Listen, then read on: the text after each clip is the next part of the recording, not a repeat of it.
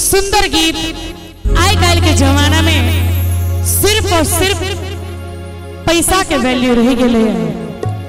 जिनका लग पाई नहीं छे वो व्यक्ति बेकार छे, चाहे कतबो पढ़ल लिखल हो, चाहे कतबो राजा महाराजा के उनका लग अर्जल जमीन संपत्ति हो, जिनका लग पाई नहीं वो आदमी बेकार।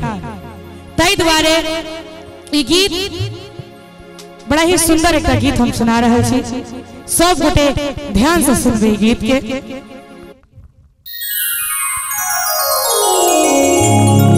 हो कियो पूछत ने बिना कमाई के,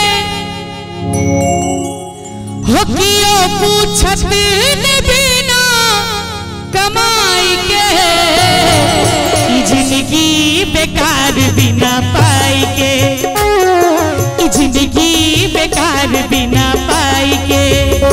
कियो पूछत ने बिना कमाई के, कियो पूछत ने बिना कमाई के, जिंदगी बेकार बिना पाई के, जिंदगी बेकार बिना पाई के, पाई के जिंदगी बेकार बिना पाई के।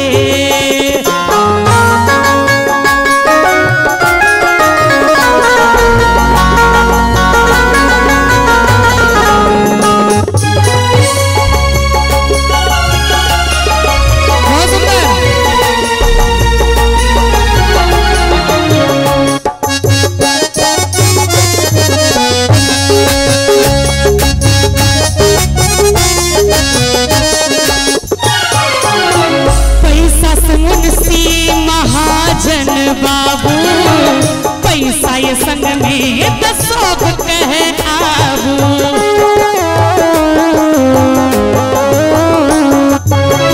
पैसा से मुंशी महाजन बाबू, पैसा ये संग में दसों कहे आबू। हो नहीं तो टूट तेरे एहसान भाई के, हो नहीं तो टूट तेरे एहसान भाई के, जिंदगी बेकार बिना पाई के, जिंदगी बेकार बिना पाई के, पाई के जिंदगी बेकार बिना पाई के।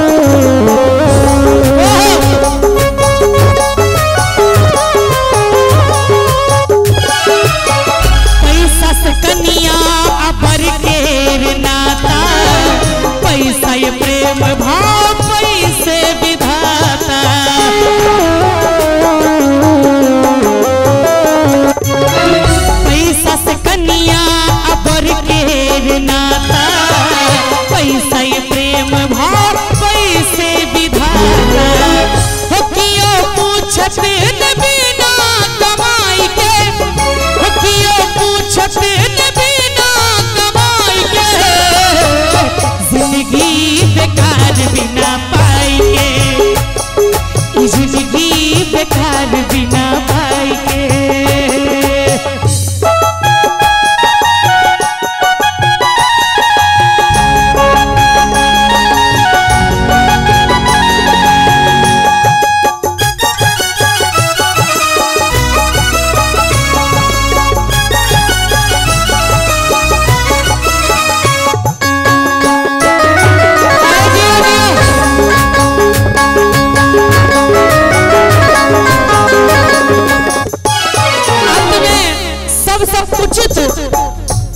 और सबसे महत्वपूर्ण बात,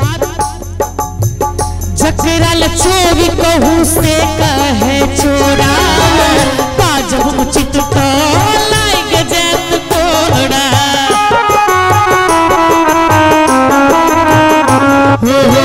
जकरा चोरी करू से कहे चोरा, बाजब उचित तो